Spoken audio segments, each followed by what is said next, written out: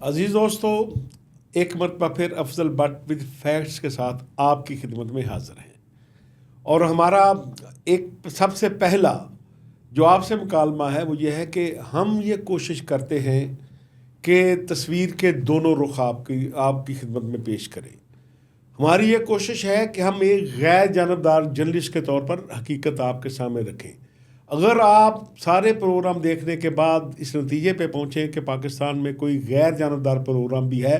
तो फिर हमें आगाह करें। अगर आपको कहीं नज़र आए कि कहीं हमारे प्रोग्राम में गैर जानबदारी का अंसर पैदा नहीं और नज़र आ रहा और ये किसी पार्टी को प्रमोट करने के लिए और किसी पार्टी की करैक्टर असैसिनेशन के लिए है तो फिर भी ज़रूर आगाह करें। आपकी राह को देखते हुए हम अपनी इस्लाह भी करते हैं और अपने इस चीज़ को गैर जानबदारी को लेकर आगे भी बढ़ते हैं। तो आज फिर हमारे पास बहुत इम्पॉर्टेंट ख़बरें हैं जो आपकी खिदमत में पेश की जाएंगी, लेकिन उन ख़बरों को सुनने से पहले आपसे गुजारिश है कि अगर आपने अभी तक हमारा channel Afzal but with facts subscribe नहीं किया तो उसको सब्सक्राइब कर लें। अजीज़ दोस्तों, सबसे पहले हम आपके साथ डिस्कस करेंगे कि आजकल वफाकी हुकूमत के अंदर जो ऐसे हलके हैं जो बहुत दूर से तब्दीली देख लेते हैं, वो हलके जिन हलकों में बैठ के डेटें दी जाती थी कि फ़लाँ गवर्नमेंट फ़लाँ तारीख को जाएगी, जा सकती है, फ़लाँ वज़ीर आज़म जो है उसका काउंटडाउन शुरू हो चुका है, उन हलकों में एक मरतबा फिर एक बाज़गश्त सुनाई दे रही है कि या हुकूमत तब्दील होगी या नए इलेक्शन होंगे। इस बाज़गश्त के पीछे कौन कौन है और इसके हवाले से क्या दलीलें दी जा रही हैं वो हम आपके साथ शेयर करेंगे। नतीजा आपने निकालना है कि इस बाज़गश्त को हकीकत का रूप मिलेगा या नहीं, और मिलेगा तो कब मिलेगा, ये भी हम आपको थोड़ा सा बताने की कोशिश करेंगे। और इसके साथ साथ आज एक जर्नलिस्टों के हवाले से एक इम्पॉर्टेंट ख़बर है कि हमारे शहीद साथी, जिसको हम शहीद सहाफ़त कहते हैं, हम ये कहते थे कि ये एक जर्नलिस्ट का कत्ल नहीं, पाकिस्तान में सहाफ़त का कत्ल हुआ है। अरशद शरीफ शहीद केस की समाअत आज हुई है सुप्रीम कोर्ट में, उसका हवाला आपको बताएंगे। इसके साथ साथ सुप्रीम कोर्ट में यह हवाल भी था कि जो FIA की जानिब से जर्नलिस्टों को हरासा किया जा रहा है वो बहुत पहले एक जो है वो जो है ख़ुद नोटिस लिया गया था, उसकी भी समाअत थी। इन केसों पर भी रोशनी डालेंगे। और इसके साथ साथ PTI की जानिब से एक बड़ा अहम ऐलान किया गया है कि इंसान हो या फरिश्ते, हम उन सब के लिए हम उन सब के साथ मुज़ाकरात के लिए तैयार हैं। तो फरिश्ते कौन है, इंसान क्या है, मुज़ाकरात का रास्ता कैसे निकलेगा, ये चीज़ें हम आपको बताएंगे। तो दोस्तों, सबसे पहले आते हैं कि जो वफाकी हुकूमत में बाज़गश्त सुनाई दे रही है कि पाकिस्तान में क्या वफाकी हुकूमत तब्दील हो रही है या हम नए इलेक्शन की जानिब जा रहे हैं। तो इस हवाले से मुख्तलफ जो बड़े मरूफ यहाँ ठिकाने हैं वहाँ पर जब ये गुफ्तगू की जाती है तो उस हवाले से जो रेफरेंस दिए जाते हैं वो रेफरेंस तो बड़े स्ट्रॉन्ग नज़र आ रहे हैं, क्योंकि पाकिस्तान में आपको पता है कि जब भी कोई हुकूमत तब्दील होती है तो उसकी तब्दीली से 2-3 माह पहले चंद चीज़ें नज़र आनी शुरू हो जाती हैं कि पहले अफवाहें आती हैं, मार्केट को चेक किया जाता है, फिर ऐसा ऐसा वो अफवाहें जो हैं वो मुलाकातों में बदलती हैं, लेकिन उस वक्त तक सब तरफ से जो है वो तरदीद की जा रही होती है, तमाम बड़े हलकों की जानिब से भी, और हुकूमती वज़रा भी बार बार कह रहे होते हैं कोई ऐसी बात नहीं। फिर क्या होता है कि अफवाहों के बाद अचानक जो आपके इत्तेहादी होते हैं वो आपके साथ उलझना शुरू कर देते हैं। बाद औक़ात बेवजह भी उलझते हैं, बाद औक़ात वजूहात भी होती हैं। फिर उन इत्तेहादियों की शराइत सामने आना शुरू हो जाती हैं। फिर उन इत्तेहादियों के साथ साथ जो आपके मौसल होते हैं वो ऐसा ऐसा आपसे पीछे हटना शुरू हो जाते हैं, और फिर अचानक वो हुकूमत बाद औक़ात अपने ही बोझ से गिरना शुरू हो जाती है, या वो इत्तेहादी आहिस्ता आहिस्ता 1 बाय 1 अलग होना शुरू हो जाते हैं। तो इसलिए ये जो वफाकी हुकूमत का मंजरनामा है वो मैं आपके सामने ज़रूर रखूँगा कि इस वक्त जो सबसे करीबी हलीफ है वो पाकिस्तान पीपल्स पार्टी है। आज भी उनका मुज़ाकरात के दौर चले, लेकिन उन मुज़ाकरात में मांगा क्या जा रहा है, दिया क्या जा रहा है और इम्प्रेशन क्या है, इस पर आपके गौर करने की ज़रूरत है। और अगर आप इस नतीजे पर पहुँचेंगे कि क्या ये लड़ाई सिर्फ इस वजह से है कि कल हमने एक इस लड़ाई को बुनियाद बनाकर इस हुकूमत से अलग होना है, या ये लड़ाई इसलिए है कि केक का हिस्सा अकेले मुस्लिम लीग नून नहीं खाए? केक मीन्स इख्तियारात। हम भी क्योंकि पूरे स्टेक होल्डर हैं, तो हमारे बगैर मुस्लिम लीग नून अकेले अकेले ये केक क्यों खा रही है? ये सारी सूरत हाल आपके सामने रखते हैं। जो बेसिक इख्तलाफ आपको मैंने बताया था पहले भी, और उस पर आप पीपल्स पार्टी की क़यादत ने खुलकर बात करना शुरू कर दिया है कि पीपल्स पार्टी की क़यादत ने यह कहा है कि हमें तो अब पंजाब में जल्द से जुलूस की इजाज़त भी नहीं है, जबकि हकीकत मैंने आपको कई बार बता चुका हूँ कि अगर आप मेरे प्रोग्राम पिछले देखेंगे कि सिर्फ इस एक जो मौजू है कि वफाकी हुकूमत यानी मुस्लिम लीग नून और पीपल्स पार्टी के दरमियान इख्तलाफ क्या है। पहले इख्तलाफ ये था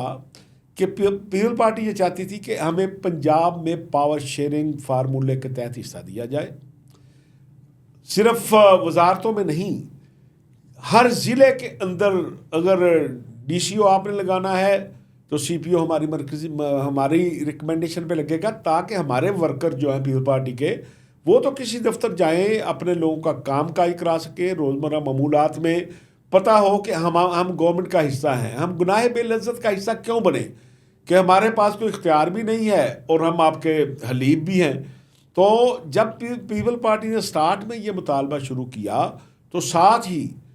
मुस्लिम लीग नून ने भी ये मुतालबा शुरू कर दिया था कि भाई अगर आप हमसे पंजाब में जो हिस्सा मांगना चाह रहे हैं वो आप सिंध में हमें दे दें, कि हर ज़िले में हमारे भी कोई मुस्लिम लीग नून के वर्कर हैं, उन्हें भी पता होना चाहिए कि हम पीपल्स पार्टी के अगर अलाइज हैं, हलीफ हैं, 2-3 सालों से नहीं, इससे पुराने हलीफ हैं, तो हमारे वर्कर को भी तो कुछ रिलीफ मिले, वो तो भी तो किसी दफ्तर जाने वाला हो। तो पीपल्स पार्टी जब सिंध की बात होती है तो उस वक्त कहती है कि देखें सिंध में मुस्लिम लीग नून का क्या हिस्सा है, क्या वजूद है, किस तरह हम आपको हिस्सा दे दें। तो जब पीपल्स पार्टी ये जवाब देती है तो फिर मुस्लिम लीग नून कहती है कि आप पंजाब में अपनी स्ट्रेंथ बताएं कि आपने कितनी सीटें जीती हुई हैं। तो फिर वो कहते हैं कि आप 47 की बात आ जाती है कि आपने कौन सा रिजल्ट पे जीती है, अंदर बैठकर जो बातें होती हैं। तो बहरहाल जो बात यहाँ से शुरू हुई 26वीं आईनी तरमीम के बाद, अब मामला और आगे बढ़ गए कि जब सुप्रीम कोर्ट में ये तय हो गया कि 32 जजेस होंगे, इसी तरह सिंध में जजेस की तादाद बढ़ाई गई, पंजाब में तादाद बढ़ाई गई, बलूचिस्तान में बढ़ाई गई, और इस तरह KPK में भी और इस्लामाबाद में भी तादाद बढ़ाई गई है, और नए जजेस जो हैं उनकी सिलेक्शन होनी है। तो अब ज़ाहिर है सिलेक्शन कमेटी के लिए कोई इम्तिहान तो होना नहीं है कि कोई पब्लिक सर्विस कमीशन का इम्तिहान है जिसमें जो उम्मीदवार पर्चा पास करेगा वो सिलेक्ट हो जाएगा। एक कमेटी बनी है, ठीक है, उस कमेटी ने जिसको सिलेक्ट करना है वो हाई कोर्ट का जज बन जाएगा। उस कमेटी ने जिसके बारे में एक अक्सरियत राय से फैसला करना है वो सुप्रीम कोर्ट का जज बन जाएगा, या फेडरल कैपिटल में इस्लामाबाद हाई कोर्ट का जज बन जाएगा। तो अब पीपल्स पार्टी का बेसिक मुतालबा ये है, सामने कई और मुतालबे भी हो सकते हैं, लेकिन इस मुतालबे की वजह से आपको पता होगा कि जुडिशल काउंसिल का इजलास जो अभी होना था उसको मुलतवी कर दिया गया है, जो मेरी इस बात को तक़वियत देता है कि अगर सिर्फ यही इख्तलाफात होते जो पहले थे कि भाई हमें पंजाब में पावर शेयरिंग क्यों नहीं मिल रही, सिंध में क्यों नहीं मिल रही, तो आईनी कमेटी में तो ये जुडिशल कमेटी में तो ये इकट्ठे थे, अलाई थे, मिलकर 26वीं आईनी तरमीम की थी। तो इसलिए मैंने बार बार ये कह रहा हूँ कि असल इख्तलाफ जो है वो इस जजेस के हवाले से है, जो मैं कहता हूँ ना कि केक का हिस्सा, वो केक का हिस्सा इख्तियारात का हिस्सा है कि हमें क्या मिलेगा। तो उस हवाले से अब पीपल्स पार्टी कितनी लचक दिखाती है या आखिरी हद तक जाती है, ये आने वाले दिनों में पता चलेगा। और इस हवाले से पीपल्स पार्टी ने एक फेस मौलाना फजल रहमान का भी सामने रखा है कि मौलाना फजल रहमान अब खुलकर आमने सामने आ गए हैं। और पीपल्स पार्टी के चेयरमैन बिलावल भुट्टो जरदारी ने एक तरफ तो ये कहा है कि मैं जामन हूँ इस बात का कि मौलाना फजल रहमान साहब के साथ जो वादे किए गए हैं वो पूरे किए जाएँ, लेकिन उनके वालिद साहब जो हैं सदर पाकिस्तान है आसिफ अली जरदारी साहब, उनका ये इख्तियार था कि जो उनके पास गया था मंजूर कर लेते, लेकिन उन्होंने इतराज़ात लगाकर वो आपको पता है कि बिल वापस कर दिया है। तो इस हवाले से अब मौलाना फजल रहमान भी देख रहे हैं कि क्या पीपल्स पार्टी मेरे साथ कोई गेम कर रही है या वाकई ये चाहते हैं? क्योंकि एक अमूमी तासर ये दिया गया था पहले कि 11 या 12 दिसंबर को जॉइंट सेशन बुलाया जाएगा और उस जॉइंट सेशन के अंदर मौलाना फजल रहमान के मुतालबात तस्लीम कर लिए जाएंगे और उसके मुताबिक जॉइंट सेशन मंजूरी दे देगा। लेकिन अब तक की सूरत हाल के मुताबिक तो ये है कि मौलाना फजल रहमान कह रहे हैं कि मैंने अब इस्लामाबाद की तरफ मार्च का फ़ैसला कर लिया है। वफाकी हुकूमत ने उनके साथ मुज़ाकरात करने की बजाय अब मौलाना फजल रहमान का जो मुखालफ दड़ा है आज उसके कन्वेंशन में शिरकत की। ऐसे लग रहा था कि जैसे हुकूमती सरबराही में उन मदारस का इजलास हो रहा है जिनके हवाले से मौलाना फजल रहमान जो है वो बिल पेश कर चुके हैं। अब मौलाना फजल रहमान जो है उनको तो जाहिर है कि इस बात का पता चल चुका है कि हुकूमत अब मेरे सामने आमने सामने आके खड़ी हो गई है और मौलाना टेबल के भी मास्टर हैं और गुफ्तगू के भी मास्टर हैं। तो अब उन्होंने ये कह दिया है कि अगर मैंने 17 दिसंबर को इस्लामाबाद आने का फ़ैसला कर लिया तो फिर मेरा रास्ता कोई नहीं रोक सकेगा। वैसे भी मौलाना के बड़े जानसार हैं, लेकिन जो कुछ डी चौक में पीटीआई के हवाले से पूरी दुनिया में एक तस्वीर कशी की जा रही है, मेरा ख्याल नहीं कि इसके बाद ताकत का इस्तेमाल वफाकी हुकूमत करेगी और पीटीआई ने जो जुल्म तशद्दुद बर्दाश्त किया उसका फ़ायदा मौलाना फजल रहमान ले सकते हैं। लेकिन कुछ एसएल के भी हैं जो ड्राइंग रूम में बैठ के बात करते हैं कि ये जो कुछ भी हो रहा है मौलाना फजल रहमान साहब और हुकूमत के दरमियान, वो कह रहे हैं उनका ख्याल यह है कि ये एक तयशुदा पॉलिसी है कि अब अपोजिशन का रोल पीटीआई की बजाय मौलाना को दिया जाए, इसलिए इस लड़ाई को बड़ा सीरियस बनाने की कोशिश की जा रही है। वो बाखबर हल्के जो ये बात कर रहे हैं उनका ये कहना है कि देखें 6 दिन पहले ज़राए से ये टिकर चलवाए गए पीपल पार्टी की जानब से। क्या आप ज़राए से ये ख़बर दे दें कि जब उनकी हमारी बात हुई है वज़ीर ख़जाना इसहाक़ डार साहब के साथ तो उसमें ये तय हो गया है कि 12 दिसंबर को ये इजलास होगा लेकिन अचानक वो ज़राए से खबर चलाने के बाद पीपल पार्टी ने जो है वो अब दूसरा रुख अख्तियार कर लिया है। मौलाना फजल रहमान के पास उनको यकीन दहानी कराने की बजाय, हुकूमत के जाने की बजाय एकदम हुकूमत ने आज जो मदारस का कन्वेंशन किया जिसमें काफ़ी मदारस के मोहतरम हज़रात ने शिरकत की, ऐसे लगता है कि जैसे ये तासर देने की कोशिश की गई है कि ये कोई मौलाना और हुकूमत के दरमियान नूरा कुश्ती नहीं है, अब एक सीरियस लड़ाई है और जिसमें मौलाना फजल रहमान अब अपोजिशन के रोल पे हैं। और अब वो जब लॉन्ग मार्च करके आएंगे और उनका लॉन्ग मार्च पुरअमन होगा, उनको ज़ाहिर है वो डी चौक में बैठना चाहेंगे तो बैठ भी जाएंगे, तो शायद इंटरनेशनली ये मैसेज देने की कोशिश की जाए कि अब देखें ये पुरअमन आए थे तो इनको तो किसी ने कुछ नहीं कहा। बहरहाल क्योंकि ये दोनों तरफ की बातचीत है, फैसला तो ज़ाहिर है जो भी होगा वो बर वक़्त हम आपको बताएंगे जब वो वक़्त आएगा। लेकिन अब तक की अमूमी सूरत हाल ये है और कुछ हल्कों का कहना ये भी है जब ये बाज़गश्त चलती है ना कि वज़ीर आज़म तब्दील होगा, वफाकी हुकूमत तब्दील होगी या फ्रेश इलेक्शन होगा, उनका ख्याल ये है कि ताकतवर हल्कों को 2 चीज़ें रिक्वायरमेंट थी। 26वीं आईनी तरमीम वो चाहते थे, वो हो गई।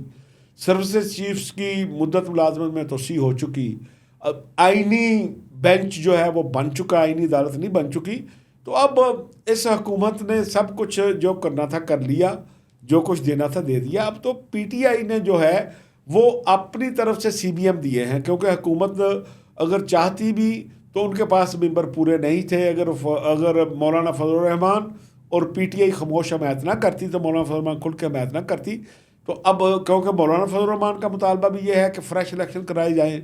पीटीआई का इलेक्शन मुतालबा भी ये है कि फ़्रेश इलेक्शन कराए जाएँ, तो कुछ लोगों का ख्याल ये है कि अब शायद मौजूदा हुकूमत को इस बात पर आमादा कर दिया जाए कि भाई अब सब जमातें इस तरफ हैं। मौलाना फजल रहमान कह रहे हैं, पीटीआई कह रही है, अभी 2-4 दिन के बाद हो सकता है कि एमक्यूएम भी कह दे कि हमारे साथ 26वीं आईनी तरमीम में एक वादा किया गया था कि मज़ीद सूबे बनाए जाएंगे और उन सूबों को खुद मुख्तार किया जाएगा। वो वादा पूरा नहीं हुआ, वो आईनी तरमीम आप नहीं कर रहे, तो इसलिए हम भी हुकूमत के साथ इस तरह बैठने को लिए तैयार नहीं हैं। तो इस तरह लगता ये है कि ऐसा स्टेज सजाया जा रहा है कि जिसमें ये अफवाहें और भी गर्म होंगी कि भाई ये इस हुकूमत ने जाना है,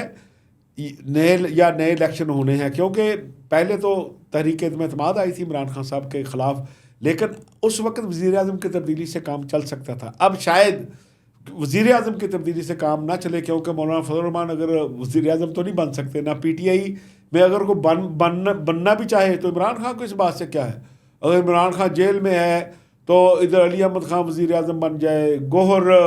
बैरिस्टर गौहर बन जाए, उमर यूं बन जाए, तो इमरान खान को तो इससे कतई कोई दिलचस्पी नहीं है। आपको पता है कि जब वो वज़ारत उज़्मा से उतरे तो उन्होंने क्या किया था, कौमी असम्बली से इस्तीफे दिलवा दिए, पंजाब हुकूमत तोड़वा दी, KP के हुकूमत तोड़वा दी, 2 मज़ीद हुकूमतें गिलगित बल्तिस्तान और आज़ाद कश्मीर में ऐसे इकदाम किए कि वो दोनों हुकूमतें भी चली गई। तो इसलिए ये तो तय है कि अगर इमरान खान इस हुकूमत का हिस्सा नहीं होंगे तो फिर कोई हुकूमत की तब्दीली के हवाले से PTI शायद आगे ना बढ़े। और दूसरी तरफ PTI ने आज बड़ा अहम ऐलान किया है। पहले तो वो कहते थे कि मुज़ाकरात सिर्फ उनसे जिनके पास इख्तियार है। आज मुज़ाकराती कमेटी के चेयरमैन कह लें, उमर यूब खान साहब ने ऐलान किया है, प्रेस कॉन्फ्रेंस किया अपनी मुज़ाकराती कमेटी के हमरा कि इंसान हों या फरिश्ते, हम सब के साथ मुज़ाकरात के लिए तैयार हैं। बहरहाल अगर मुज़ाकरात की टेबल सज जाती है,